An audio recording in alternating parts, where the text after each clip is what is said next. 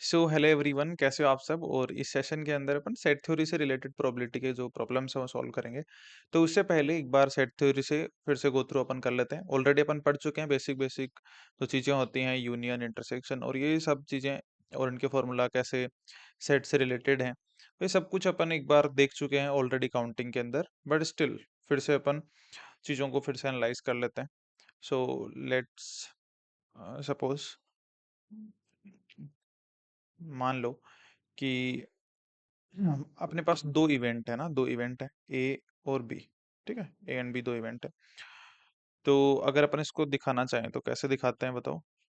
है ना, कैसे दिखाते हैं। ये ए होता है, ऐसे सर्कल के अंदर दिखाएंगे इवेंट ए को। है ना, उसमें कुछ सेट ऑफ आउटकम्स होंगे ए के अंदर। फिर यहाँ पे होगा बी, है ना, है कि नहीं। ऐसे दिखाते हैं। 1 सेकेंड, फिर से बना लेते हैं। तो ये देखो ए होगा और यहाँ पे होगा बी। ठीक है, तो ये ए है और ये बी है ना? तो ये दो इवेंट्स हैं ए और बी, और यहाँ पे इसको अपन जो जिसमें टोटल आउटकम्स होते हैं या टोटल एलिमेंट्स होते हैं, है ना, set of all possible outcomes, उसको अपन बोलते हैं क्या, यूनिवर्सल सेट बोलते हैं। और यहाँ पे वो क्या हो जाता है, सैंपल स्पेस। जब अपन ने सेट थ्योरी पढ़ी थी तो उसमें उसको अपन ने यूनिवर्सल सेट बोला था, और यहाँ पे उसका सेंस किसका होता है, सैंपल स्पेस का। Set of all possible outcomes किसमें आएंगे, सैंपल स्पेस में आएंगे। तो ये होता है अपना सैंपल स्पेस। ठीक है, ओके। तो आई थिंक इतनी बातचीत तो क्लियर है सबको, है ना। एस क्या है, अपना सैंपल स्पेस है। ए और बी क्या है, अपने पास दो इवेंट है। ठीक है, अच्छा अब अपन क्या करते हैं, देखो अब ध्यान से समझते हैं इस बात को ना। तो कभी भी सेट थ्योरी से रिलेटेड प्रोबेबिलिटी के जब भी क्वेश्चन आते हैं तो अपन क्या करते हैं, इसको अपन सेक्शन में बांट लेते हैं। सेक्शन का मतलब क्या है, देखो एक अगर मैं इसको लिखूं, जैसे मान लो इसको मैंने लिखा सेक्शन 1, इसको लिखा 2, इसको लिखा 3 और इसको लिखा 4, है ना। तो ये 1 किसको बता रहा है, जो 1 सेक्शन है वो किसको बता रहा है, ओनली ए, है ना। ये अगर मैं बोलूं कि 1 ए को बता रहा है, ऐसा नहीं है ना। अगर मैं बोलूं कि ए में क्या आएंगे, ए इवेंट में कौन सा आएंगे, 1 + 2 आएगा, है ना। अगर मैं इस जो सेट ऑफ ऑल आउटकम्स जो इस सेक्शन में बताए हैं अपन ने, 1 वाले सेक्शन के अंदर बताएं, इस रीजन के अंदर बताएं, तो अपन ने क्या करा, ये जो टोटल रीजन था उसको 4 पार्ट में डिवाइड कर लिया। एक रीजन 1 बोला अपन ने, दूसरा 2 बोला, 3 बोला और 4 बोला। 1 रीजन का सेंस क्या है, ओनली ए, समझो बात है ना, ओनली ए और ए में फर्क होता है भाई। ओनली ए क्या है, सिर्फ 1 वाला सेक्शन। अगर मैं बोलूं ए, है ना, मैंने नहीं ओनली नहीं मेंशन किया, मैंने बोला ए। देखो ऐसा क्वेश्चन आ चुका है गेट के अंदर, है ना, तो वो फंसा सकते हैं तुम्हें लैंग्वेज में। तुमसे मान लो कि प्रोबेबिलिटी ऑफ ओनली ए पूछ लें और तुम उसको स्किप कर जाओ देखने के अंदर ना, तो ये चीज समझने की जरूरत है। ओनली ए अलग है। ओनली ए का मतलब उसमें वो नहीं आएगा जो दोनों में कॉमन भी है ना। सिर्फ ए के अंदर, मतलब ए में है बट बी में नहीं है, कहने का सेंस ये है। तो ओनली ए में क्या है, 1 वाला सेक्शन है। 2 क्या है बताओ, 2 दोनों में है, दोनों में है ना, ए एंड बी। इसको अपन किससे दिखाते हैं, ए इंटरसेक्शन बी से भी दिखाते हैं। अच्छा 3 किस में है, ओनली बी। 3 किस में है, ओनली बी। अच्छा 4 क्या है बताओ, 4 ना तो ए में है और ना बी में है, तो इसको अपन लिख सकते हैं neither in A nor in B. ठीक है, तो इतनी कहानी क्लियर। अब कुछ बातें और कर लेते हैं अपन। देखो ए यूनियन बी के बारे में अपन पढ़ ले, जानते हैं ए यूनियन बी क्या है। तो ए यूनियन बी अगर मैं इस सेक्शन वाइज इनको दिखाना चाहूँ तो ए यूनियन बी क्या होगा बताओ। सेक्शन वाइज अगर अपन इसको दिखाना चाहें तो क्या होगा ए यूनियन बी। ये 1 है ना, ये 2 है, ये 3 और 4 है। बताओ ए यूनियन बी क्या होगा। ए यूनियन बी का मतलब क्या होता है, ए में या बी में या दोनों में, है ना। तो क्या होगा बताओ, 1 + 2 + 3। समझ रहे हो बात। और ये सेक्शन में बांटना बहुत इंपॉर्टेंट है। और मैं तुम्हें बताऊंगा कि तुम्हें हर मतलब कैसा भी क्वेश्चन आ जाए, कैसा भी क्वेश्चन सेट थ्योरी से रिलेटेड आ जाए प्रोबेबिलिटी के अंदर, तो उसमें तुम्हें कोई भी फॉर्मूला याद रखने की नीड नहीं है ना।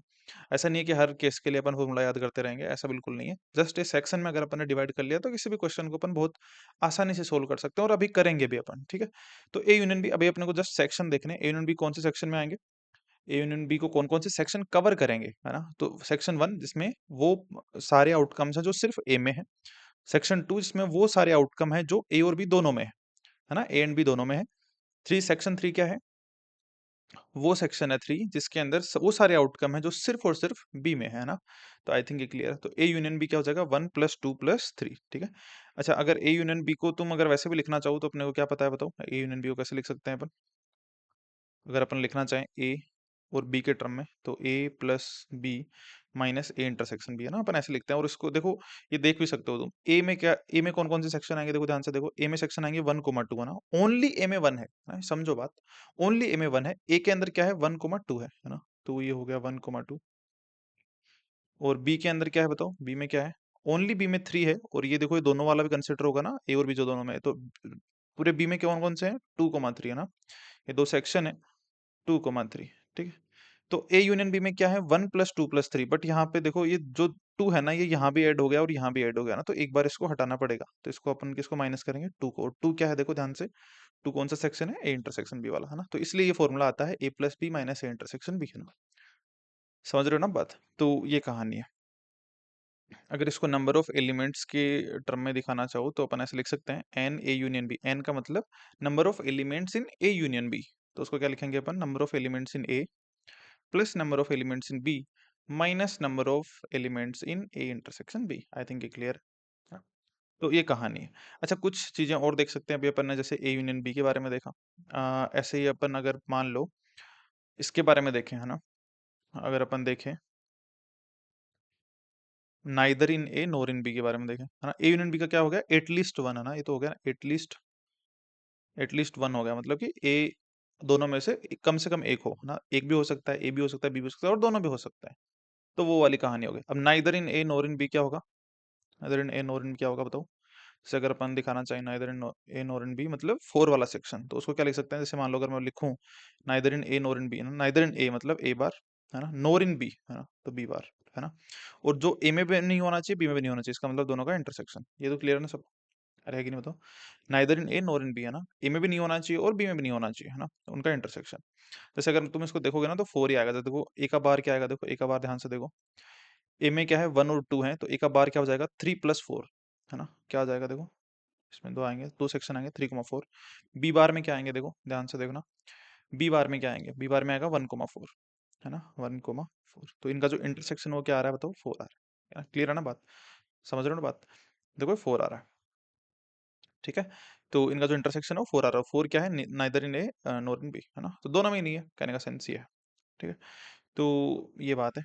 अच्छा, इसको अगर तुम लिखना चाहो तो इस 4 सेक्शन को तुम और क्या लिख सकते हो, ए बार इंटरसेक्शन बी बार, या इस 4 जो सेक्शन है उसको क्या लिख सकते हो, अगर टोटल एलिमेंट्स ले लो तुम, टोटल एलिमेंट्स ले लो,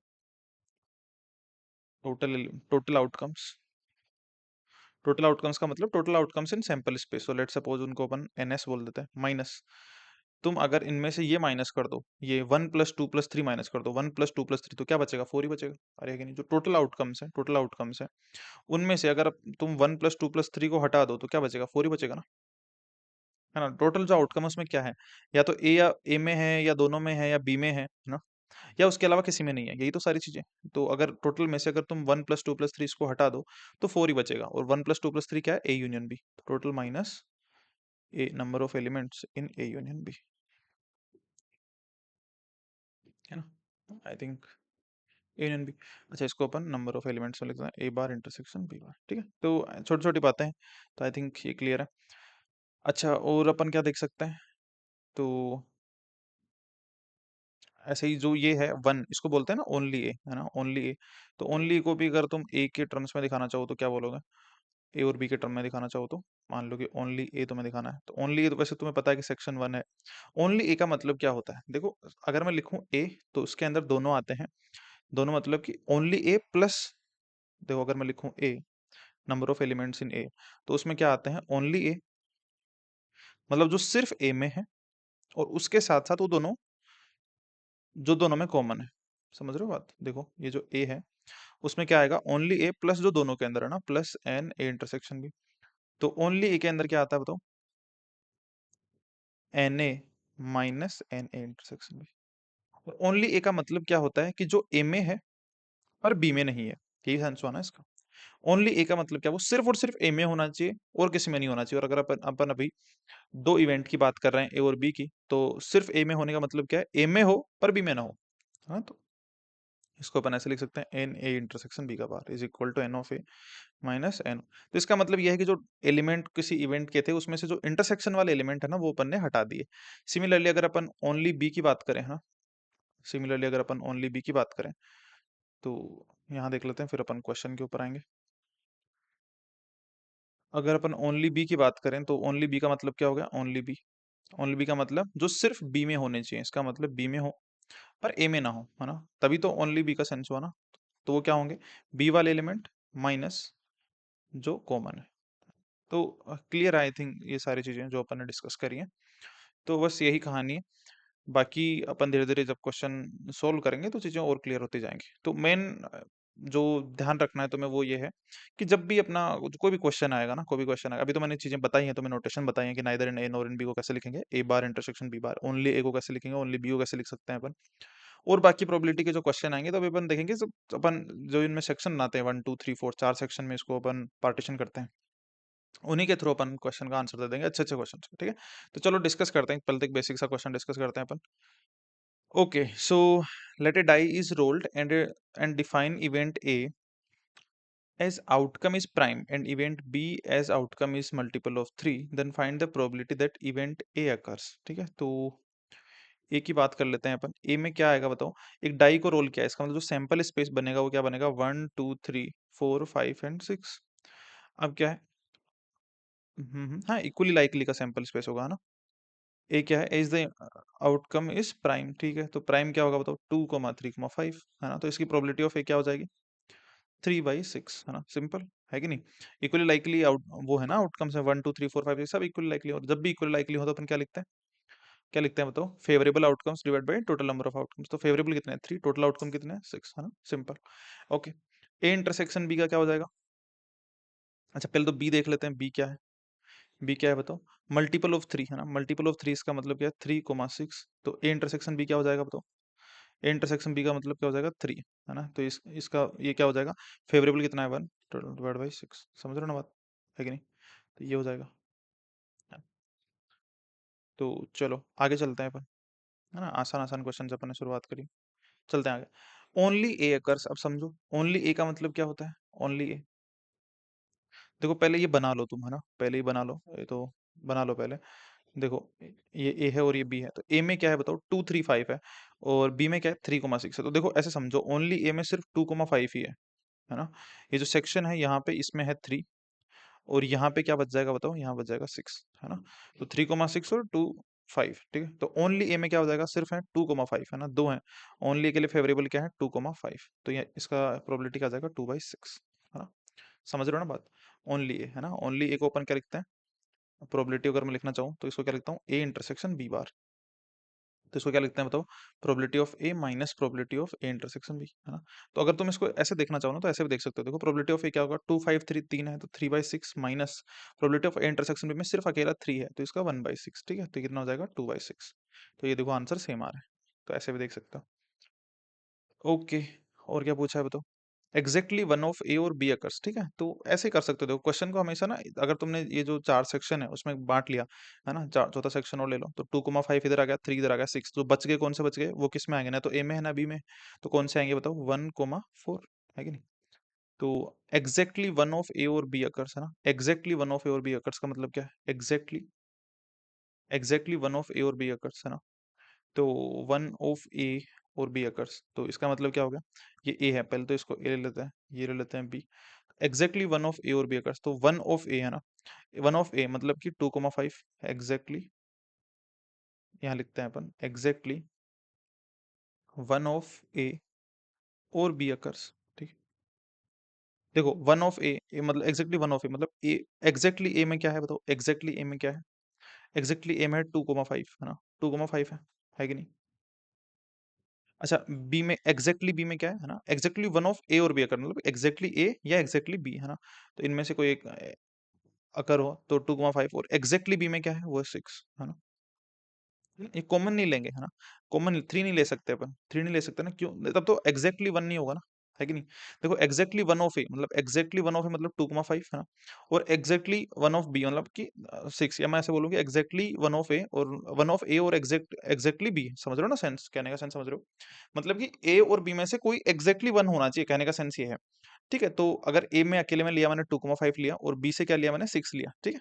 समझो यहाँ पे मैंने 3 नहीं लिया, क्योंकि तब वो एग्जैक्टली वन नहीं होता, अगर 3 होता तो वो ए और बी दोनों में हो जाता ना, तो एग्जैक्टली वन नहीं होता। तो एग्जैक्टली वन ऑफ ए, अब इन दोनों के बीच क्या है, और है, इसका मतलब क्या है, या तो ये भी हो सकता है और ये भी हो सकता है, मतलब जो फेवरेबल होंगे वो क्या होंगे 2 5 और 6, तो कितना हो जाएगा, 3/6 आंसर आ जाएगा, है ना। क्लियर है ना, लैंग्वेज क्लियर है। देखो ध्यान से मैं फिर से बता देता हूँ। क्या पूछा है, एग्जैक्टली वन ऑफ ए और बी अकर्स, ठीक है। तो एग्जैक्टली वन ऑफ ए, तो ए में क्या है बताओ, सिर्फ ए के अंदर क्या है वो है 2,5, और सिर्फ बी में क्या है वो है 6। तो इन दोनों का और है, इसका मतलब ये होगा फेवरेबल। जब भी और होता है तो क्या फेवरेबल होता है, 2,5,6, है ना। जब भी एंड होता है तो क्या होता है, दोनों का इंटरसेक्शन होता है, फेवरेबल है कि नहीं। तो ये जब भी और होता है तब इनका यूनियन फेवरेबल होता है। मतलब जब भी और की बात करते हैं ना, ए और बी, इसका मतलब उनका यूनियन लेते हैं अपन। जब अपन ए एंड बी की बात करते हैं तब उनका इंटरसेक्शन लेते हैं अपन, है ना, सीधी सी बात। ओके, आइदर बोथ और नन अकर्स, देखो इसको देखो। अच्छा, इसको एग्जैक्टली वन ऑफ ए और बी को अगर मैं दिखाना चाहूँ नोटेशन के हिसाब से तो क्या होगा बताओ। देखो one of exactly one of मतलब कि ये वाला सेक्शन 2,5 किस में है, ए इंटरसेक्शन बी बार, और बीच में है यूनियन, तो बी अकर, तो बी इंटरसेक्शन ए बार, ठीक है। तो और इसकी क्या निकालनी है अपने को, प्रोबेबिलिटी, ठीक है, ये बात। ओके, अब क्या पूछा, आइदर बोथ और नन अकर्स। तो आइदर बोथ, बोथ का मतलब क्या है बताओ, बोथ का मतलब 3, है ना। आइदर बोथ और नन अकर, तो पहले तो अपन मैथमेटिकली लिख लेते हैं इसको, नन अकर, ठीक है, नन अकर, ठीक है। तो आइदर बोथ, बोथ क्या है बताओ, बोथ में मतलब ए इंटरसेक्शन है ना, मैथमेटिकली अगर लिखें तो इसको क्या लिख सकते हैं, ए इंटरसेक्शन बी, ठीक है। और मतलब यूनियन, है ना। नन अकर्स, नन नन अकर मतलब कि कोई सा भी ना हो, कोई सा भी किसमें आएगा बताओ, 1,4 होंगे इसमें, ए और बी दोनों ही ना हो, union A bar intersection B bar ना। और इसकी अपने को प्रोबेबिलिटी पूछिए। तो ए इंटरसेक्शन बी में क्या है, 3 है, और ए बार इंटरसेक्शन बी बार में क्या है बताओ, 4 है कि नहीं बताओ। सॉरी, नॉट 4 है, 1,4 है, इसमें क्या है 1,4 है।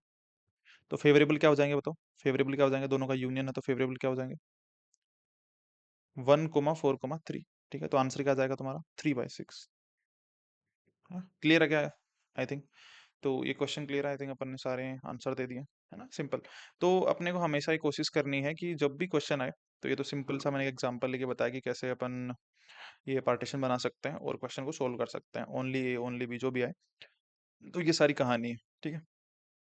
तो इसमें अगर अपन देखो, कुछ फॉर्मूला अपन लिख सकते हैं वैसे तो, बट हर फॉर्मूला को अपने को याद करने की नीड नहीं है, क्योंकि अगर थोड़ा भी और भी कुछ कॉम्प्लिकेशन उसमें आता है तो अपन, मतलब थोड़ा भी कॉम्प्लिकेट अगर अपने को चीजें पूछ जाती हैं तो अपन डायरेक्टली क्या बनाएंगे, ये सेक्शन बनाएंगे और क्वेश्चन को सोल्व कर देंगे, ठीक है। तो कोई फॉर्मूला वैसे याद करने की नीड नहीं है।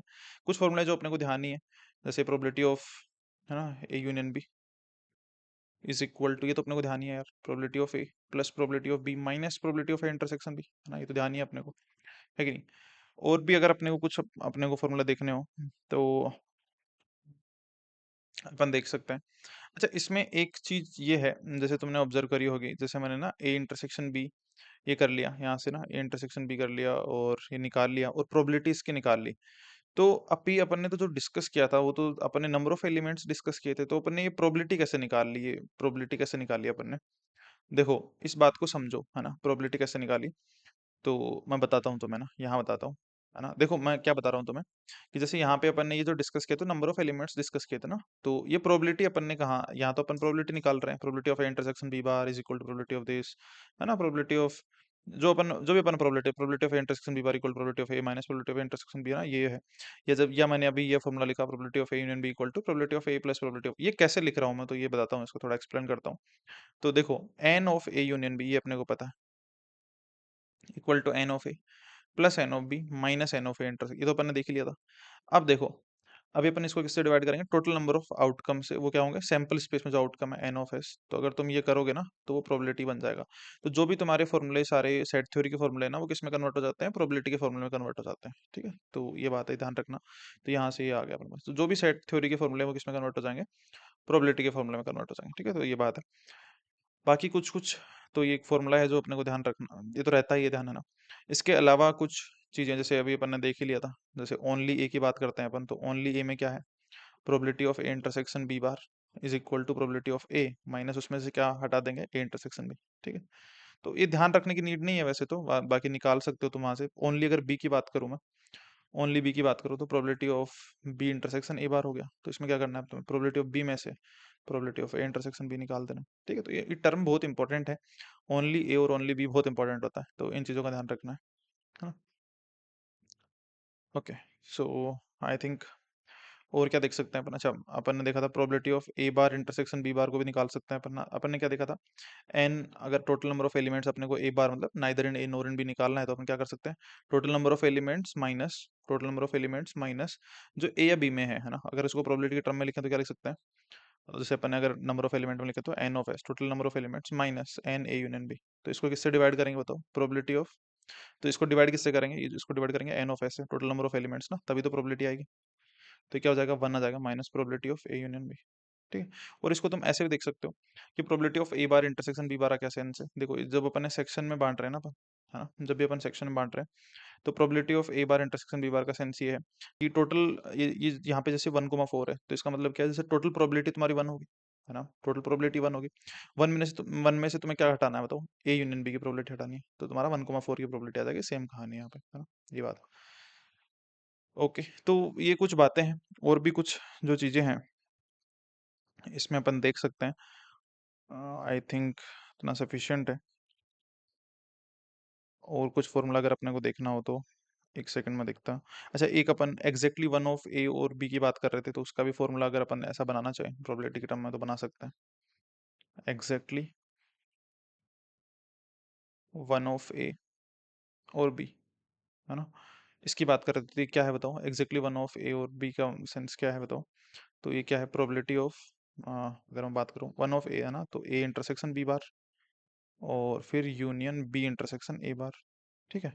तो ये है, इसकी बात कर रहे हैं ना अपन, एग्जैक्टली वन ऑफ ए और बी की, बी तो यही होता है कि नहीं? तो ये प्रोबेबिलिटी इसकी निकालनी है। चलो, तो इसका कुछ फॉर्मूला बनाते हैं यार अपन। तो ये क्या है पहले तो ये देख लेते हैं। इंटरसेक्ट ना अपन सेक्शन बना लेते हैं, सेक्शन बना लेते हैं। चलो, थोड़ा अच्छे से बना लेते हैं, है कि नहीं? चलो,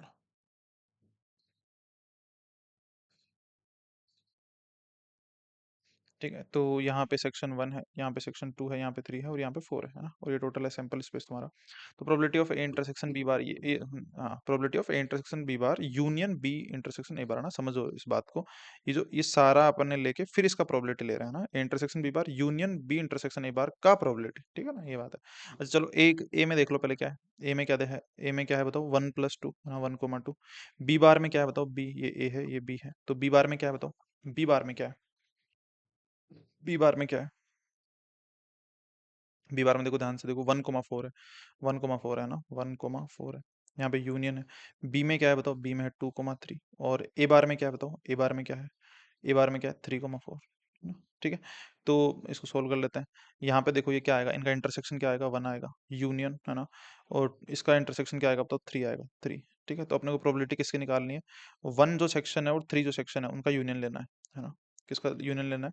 1 और 3 का। और उनका यूनियन लोगे तो क्या आएगा अपना पास? फेवरेबल सेक्शन 1, सेक्शन 1 और सेक्शन 3। ठीक है। तो सेक्शन 1 और सेक्शन 3 होना चाहिए अपने पास फाइनली। ठीक है। तो अपन कुछ फॉर्मूला बनाने की कोशिश करते हैं। देखें, प्रोबेबिलिटी ऑफ ए और प्रोबेबिलिटी ऑफ बी के टर्म में बना सकते हैं। तो लेट सपोज अपन शुरू करते हैं probability of A plus probability of B से। तो probability of A plus probability B अपन लिख सकते हैं क्या? देखो, प्रोबेबिलिटी ऑफ ए ये क्या है? 1,2, 1,2। और बी में क्या है बताओ? बी में ध्यान से देखो, बी में है 2,3, है ना, 2,3। तो इसके अंदर जो ये अपने को क्या चाहिए? सिर्फ अपने को 1,3 चाहिए। इसका मुझे 2 दो बार आ गया है, तो इसको हटाना पड़ेगा, माइनस 2 बार इस 2 को हटाना पड़ेगा ना, -2 × 2। ठीक है, तभी 1,3 आएगा। अब ये 2 × 2 क्या है? 2 किस सेक्शन को बोलते हैं अपन? देखो, ए इंटरसेक्शन भी। ठीक है। तो ये कहानी है। तो जो भी तुम्हारा एग्जैक्टली वन ऑफ ए और बी आता है, वो क्या होता है? Probability of A plus probability of B -2 into probability of A intersection B. ठीक है। तो इसको वैसे याद करने की जरूरत नहीं है, फिर भी तुम समझ गए। कभी भी पूछते हैं तुमसे डायरेक्टली एग्जैक्टली वन ऑफ ए और बी, तो तुम डायरेक्टली बता सकते हो प्रोबेबिलिटी ऑफ ए, क्योंकि जो फॉर्मूला आता है, जो अपना एक फॉर्मूला आता है, वो क्या आता है? एटलीस्ट ए और बी। उसमें क्या आता है? Probability of A plus probability of B minus probability of A intersection B. 2 कब आता है? जब एग्जैक्टली वन ऑफ ए और बी होता है। ठीक है। कैसे निकाला वो ध्यान रखना चाहिए। तो ये अपन ने कर ही लिया। ठीक है। अब अपन कुछ क्वेश्चन सोल्व कर लेते हैं ना। तो वन बाय वन करते हैं सोल्व। देखो, ये वाला क्वेश्चन है, करो ट्राई, सबके सब पढ़ो पहले तो इस क्वेश्चन को। बस वही करना है अपने को, सेक्शन बनाने हैं और क्वेश्चन को सोल्व करना है। उसके अलावा कुछ भी नहीं है। The probability that at least one of the events A and B occur is, है ना, at least one of the event, है ना, ये है if A and B occur simultaneously with probability, ये है probability of A bar plus probability of B bar. तो अपने को पता है डायरेक्टली, अपने को ऐसा कोई फॉर्मूला नहीं पता जो अपने को A bar plus probability of B bar दे दे। तो क्या करेंगे अपन? सीधा क्या बनाएंगे? सेक्शन बनाएंगे।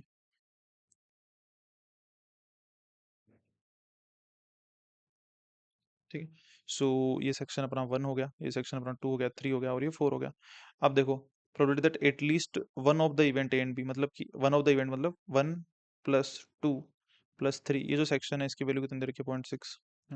If A and B occur simultaneously, इसका मतलब जो सेक्शन 2 है उसकी प्रोबेबिलिटी कितनी दे रखी है बताओ? सेक्शन 2 के होने की प्रोबेबिलिटी कितनी दे रखी है? 0.2, है ना। तो ये हो गया, यहाँ से अपने पास क्या आ गया? 1 प्लस 3 आ गया, 1 प्लस सेक्शन 3 की प्रोबेबिलिटी कितनी आ गई? 0.4। ठीक है, ओके। अब बताओ क्या पूछा आपने? Probability of A bar plus probability of B bar. तो पहले देख लेते हैं कि ये है क्या। Probability of A bar plus probability of B bar. ठीक है, तो प्रोबेबिलिटी ऑफ ए बार, तो ए बार क्या है बताओ? ए बार में क्या है? ए बार में कौन सा सेक्शन है? 3 प्लस 4, तो यहाँ पे है 3,4, है ना। और इसमें plus probability of B bar, तो बी बार में क्या है? प्रोबेबिलिटी ऑफ बी बार में क्या है? प्रोबेबिलिटी ऑफ बी बार में क्या है? देखो ये बी है, हाँ ये समझो बात, ये ए है और ये बी है ना। तो बी बार में क्या है बताओ? 1 प्लस 4, है ना। 1 प्लस 4, तो इसको मैं लिख देता हूँ 1 प्लस 4। तो अगर probability of A bar plus probability of B bar करें तो वो क्या है? 1 प्लस 3 प्लस 2 टाइम्स 4, है ना। 2 बार सेक्शन 4 आया, तो बस यही है।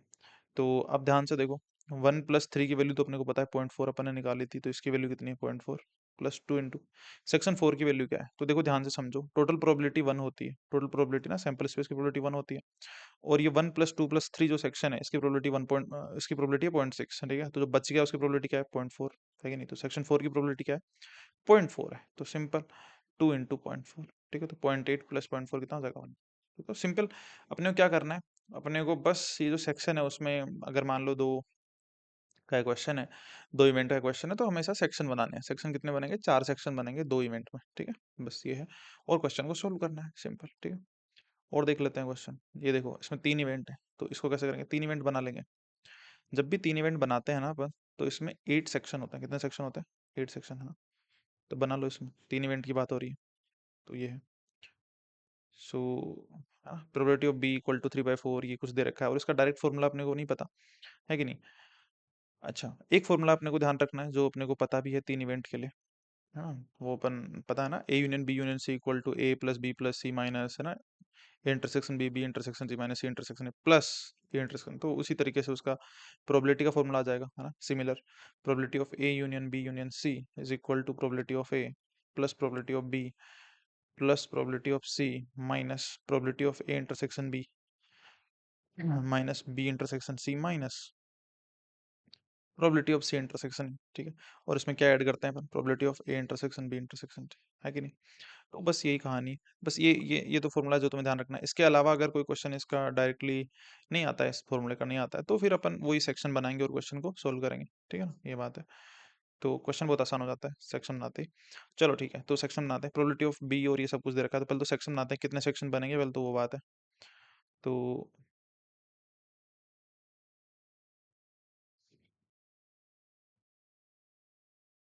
ओके, सो देखो कितने सेक्शन बनते हैं। तो इसको सेक्शन मैंने 1 बोला, इसको सेक्शन मैंने 2 बोला, इसको सेक्शन मैंने 3 बोला, इसको सेक्शन मैंने 4 बोला, इसको सेक्शन मैंने 5 बोला, इसको 6 बोला और इसको 7 बोला। और जो बच गया वो सेक्शन क्या बोला? 8 बोला। तो टोटल सेक्शन कितने हो गए? 8 सेक्शन हो गए और ये तुम्हारा सैंपल स्पेस हो गया, ठीक है, total. So probability of B is equal to 3/4। तो इसमें सेक्शन वाइज लिखते जाते हैं अपन, है ना। ये ए है, ये बी है और ये सी है, ठीक है। तो probability of B equal to 3/4 मतलब कि इसमें अगर मैं सेक्शन वाइज देखूँ तो क्या दे रखा है तुम्हें? Section 2 plus section 3 plus section 6 plus section 7, है ना। यही तो है ना, 2 3 6 7, यही पूरा बी है। उसकी प्रोबेबिलिटी तो मैं 3/4 दे रखी है। तो ऐसे इक्वेशन बना लो, बस सोल्व करेंगे फिर। Probability of A intersection B intersection C bar equal to 1/3, ठीक है। तो पहले इसको देख लेते हैं क्या है। A intersection B intersection C bar, ये है ना, ये 1/3। A intersection B intersection C bar, तो ए में क्या है बताओ? ए में क्या है? 1 2 3 4 है। ए में क्या है? 1 2 3 4। बी में क्या है बताओ? बी में क्या है? बी में क्या है? बी में ध्यान से देख लो। बी में क्या है? 2 3 6 7। बी में क्या है? 2 3 6 7, 2 3 6 7। अच्छा, सी बार में क्या है? सी बार में क्या है? देखो सी में क्या है? 4 3 6 5। ये तो सी के अंदर है, 3 4 5 6, ये तो सी के अंदर है। सी बार में मतलब जो इसके अलावा है, 1 2 7 8, है ना। 1 2 7 8 वो सी में नहीं है। तो 1 2 7, सिंपल। तो इसमें देखो इंटरसेक्शन क्या आएगा तीनों का? 1 आएगा क्या? 1 तो नहीं है, इसमें नहीं है। 2 आएगा क्या? 2 2 2, हाँ एक तो 2 आएगा। 3 आएगा क्या? 3 नहीं है। 4 4 इसमें नहीं है, ठीक है। तो ये क्या आ रहा है? 2, मतलब सेक्शन 2 की जो वैल्यू है वो तुम्हें कितनी दे रखी है प्रोबेबिलिटी की? वो है 1/3। क्लियर है क्या बात? सेक्शन 2 की जो वैल्यू तुम्हें दे रखी है वो कितनी है, 1/3 है। ठीक है, ओके, यहाँ से अपने को ये इन्फो पता चल रही है। अच्छा, ये और दे रखा है अपने को, probability of A bar intersection B intersection C bar, तो इससे भी कुछ निकाल लेते हैं। Probability of A bar intersection B intersection C bar is equal to, कुछ दे रखा है अपने को, क्या दे रखा है बताओ, 1/3 दे रखा है। ओके, सो ये 1/3 है। तो ए बार क्या है बताओ, ए बार क्या है, तो ये ए है, तो ए बार क्या है बताओ, 1 2 3 4 में ए है, तो ए बार क्या है, 5 6 7 8 है ना, क्या है, 5 6 7 8। ठीक है, बी यहाँ से लिख सकते हैं अपन, बी क्या है बताओ, 2 3 6 7। और सी बार भी यहाँ से लिख सकते हैं, वो क्या है, 1 2 7 8। ठीक है, तो इनका कॉमन देखो क्या है, 5 कॉमन है क्या, 5 कॉमन नहीं है। 6 कॉमन है क्या, 6 भी कॉमन नहीं है। 7 तो एक कॉमन है ना, 7 7 इसमें भी है। 8 है क्या, 8 भी नहीं है। इसका मतलब सेक्शन 7 की वैल्यू तुम्हें कितनी दे रखी है, 1/3। क्लियर के बाद, हाँ, सेक्शन 2 और सेक्शन 7 की वैल्यू कितनी दे रखी है, 1/3। पूछा क्या है तुमसे, probability of B intersection C, तो बी इंटरसेक्शन सी तुम डायरेक्ट देख लो क्या है, सेक्शन 3 प्लस सेक्शन 6। मतलब तुम्हें वैल्यू किसकी पूछी है, 3 + 6 की वैल्यू पूछी है। ठीक है, तो इस तरह से बस इक्वेशंस को सॉल्व करना है। तो अब देखो क्या है, 2 और 7 की वैल्यू है अपने पास, तो देखो यहाँ पे 2 और 7 की वैल्यू है, तो 3 + 6 की वैल्यू तो आ ही जाएंगे यहाँ से, बस यही करना था तुम्हें। तो 2 + 7 ये कितना हो जाएगी, 1/3 + 1/3 कितना हो गया, 2/3। और ये 3 + 6 की वैल्यू क्या आ जाएगी, 3/4 - 2/3, है कि नहीं। ठीक है, तो ये 12 हो गया। 9 - 4 तो 8 कितना आ जाएगा, 1/12। ठीक है ना, समझ रहे हो बात, सिंपल। तो मतलब समझ रहे हो, 3 + 6 की वैल्यू निकालनी थी। 3 + 6 यहाँ पे 2 और 7 की वैल्यू, दोनों की वैल्यू अपने को पता है 1/3, तो 1/3 2/3 उसको उस तरफ ले गए, तो 3/4 - 2/3 कितना हो जाएगा, 1/12। ठीक है, तो 1/12 तुम्हारा आंसर आ जाए। ठीक है ना, ये कहानी है ना। तो ये छोटी मोटी बातें हैं, बट देखो ये जो क्वेश्चन मैंने तुम्हें कराया, ये आईआईटी जेई का क्वेश्चन है, ये भी आईआईटी जेई का क्वेश्चन है, ये भी आईआईटी जेई का क्वेश्चन है। बट ये क्वेश्चन सिंपल हो जाएगा अगर अपन इसको सेक्शन में बांट लेंगे, तो सेक्शन में बांट लेंगे तो क्वेश्चन सिंपल हो जाएगा। हर जगह ही फॉर्मूला लगाने की कोशिश नहीं करनी है, जस्ट सेक्शन में बांट लो और क्वेश्चन को सोल्व कर लो, हाँ सिंपल ना, बस। ओके, सो ऐसे क्वेश्चन तुम्हारे गेट में भी आ सकते हैं, बट ठीक है, हाँ। अच्छा, एक क्वेश्चन अपन ये भी देख लेते हैं। The probabilities of 3 events A B and C are given by probability of A is equal to 0.6, B equal to this, C equal to this. A union B दे रखा है, ए इंटरसेक्शन सी दे रखा है, A intersection B intersection C दे रखा है, B intersection C beta दे रखा है, ये यूनियन अल्फा दे रखा है, और अल्फा की रेंज दे रखी है, और beta lies in the interval. ठीक है, तो यहाँ से तो अपने को एक चीज समझ में आ रही है कि A union B union C, ये कुछ अल्फा और ये बीटा दे रखे हैं, तो इसमें तो फॉर्मूला अपन लगा सकते हैं, डायरेक्ट लगा सकते हैं ना, क्योंकि लगभग सारी वैल्यूज गिवन है। तो लेट्स ट्राई, ट्राई कर लेते हैं फॉर्मूला लगाने की। तो A union B union C वाला फॉर्मूला लगाएंगे, तो alpha is equal probability of A plus B plus C, है ना, ये क्या आएगा, 0.6 + 0.4 + 0.5, ये कितना हो जाएगा, 1.5। समझ रहे हो, डायरेक्ट लगा रहा हूँ मैं। Probability of A plus probability of B plus probability of C कितना हो जाएगा, 1.5, minus probability of A intersection B, क्या गिवन है क्या, यूनियन गिवन है ना। ए इंटरसेक्शन भी अपने को गिवन नहीं है, बट तुम एक चीज ध्यान से देखो, अपने को ना ए और बी और ये दे रखा है, तो ए इंटरसेक्शन भी अपन निकाल सकते हैं। क्या आएगा, probability of A intersection B, probability of A plus probability of B minus probability of A union B, तो कितना हो जाएगा, 10 0.6 + 0.4, ये 1 हो जाएगा, 1 - 0.8 कितना हो जाएगा, 0.2। ठीक है, तो प्रोबेबिलिटी ऑफ ए इंटरसेक्शन भी 0.2 हो गया, minus probability of B intersection से कितना हो जाएगा, बीटा हो जाएगा, minus probability of A intersection से कितना हो जाएगा, 0.3 हो जाएगा, plus probability of A intersection B intersection से कितना हो जाएगा, 0.2 हो जाएगा, है ना। तो यहाँ से कुछ मिल रहा है अपने को, देख लेते हैं। तो 0.2 से तो 0.2 कट ही गया, और 1.5 माइनस 0.3 कितना हो जाएगा, 1.2 हो गया, तो अल्फा प्लस बीटा की वैल्यू कितनी हो गई, 1.2। ये क्लियर लग रहा है अपने को, दिख रहा है। ओके, सो अब अपने को बीटा की रेंज बतानी है। देखो अल्फा की रेंज अपने को गिवन है 0.85 से 0.95। ठीक है, तो बीटा की रेंज की अगर मैं बात करूँ, तो वो क्या होगा, 1.2 माइनस अल्फा। ठीक है, तो अल्फा की रेंज अपने को गिवन है, वो कितनी है, 0.85 से 0.95। तो 0.85 से लेके 0.95। ठीक है, तो अगर 0.85 रखोगे तो बीटा की वैल्यू क्या आएगी बताओ, 0.85 रखोगे तो क्या आएगी, 0.35, है ना 0.35। और अगर 0.95 रखोगे तो क्या आएगी बताओ, 95 रखोगे तो 0.25।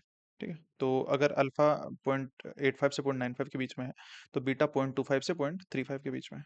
तो बस ये रेंज ही पूछी थी, और ये आंसर अपन करें। ठीक, तो बस ये कहानी है, ये अपन ने कुछ क्वेश्चन सोल्व कर लिए हैं। ठीक है, अच्छा इसमें कुछ चीजें अपन और देख लेते हैं, बेसिक बेसिक बातें, एक चीज और डिस्कस कर लेते हैं इसमें। अच्छा, मुझे एक बात बताओ, अगर मैं तुम्हें पूछूं कि probability of A intersection B की ना मिनिमम वैल्यू और मैक्सिमम वैल्यू क्या है, ये मिनिमम वैल्यू और मैक्सिमम वैल्यू क्या है, क्या हो सकती है। अगर दो इवेंट है ए इंटरसेक्शन बी, सॉरी दो इवेंट है ए कोमा बी, तो उनका अगर जो प्रोबेबिलिटी निकाले उनके इंटरसेक्शन की, probability of A intersection B, उसकी मिनिमम और मैक्सिमम वैल्यू क्या हो सकती है, सोचो देखें एक बार। देखो समझो, अगर ए और बी है अपने पास, ये ए है और ये बी है, तो अगर मैं बात करूँ ना ए इंटरसेक्शन बी की, तो ए इंटरसेक्शन बी कम से कम रखना है, मान लो अपने को मिनिमम के मतलब सबसे कम क्या वैल्यू हो सकती है, इसका मतलब दूर दोनों डिसजॉइंट हो, अगर दोनों डिसजॉइंट होंगे तो प्रोबेबिलिटी ऑफ इंटरसेक्शन भी क्या होगी, जीरो होगी ना, डिसजॉइंट इवेंट के अंदर मिनिमम कब होगी, जब डिसजॉइंट होंगे, है कि नहीं।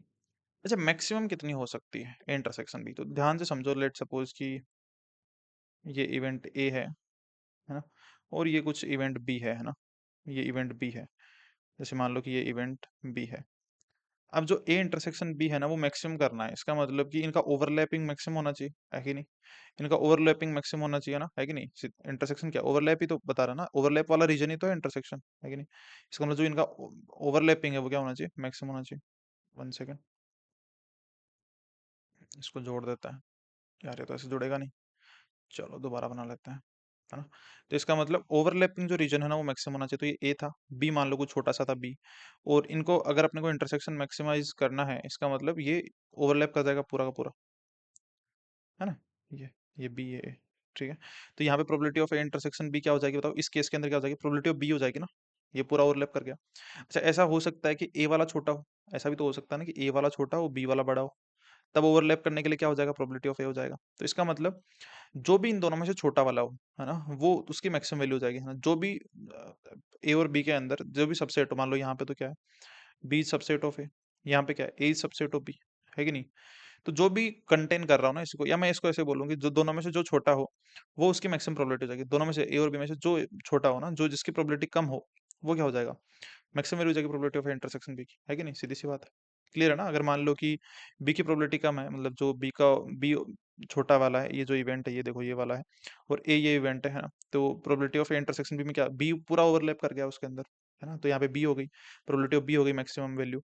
यहाँ पे क्या हो जाएगा, प्रोबेबिलिटी ऑफ इंटरसेक्शन बी की वैल्यू प्रोबेबिलिटी ऑफ ए हो गई, तो जो भी मिनिमम हो, जो भी कम वाली प्रोबेबिलिटी हो उन दोनों में से, वो इसकी हो जाएगी मैक्सिमम वैल्यू हो जाएगी ना। आई होप ये क्लियर है, probability of A comma probability of B, ठीक है।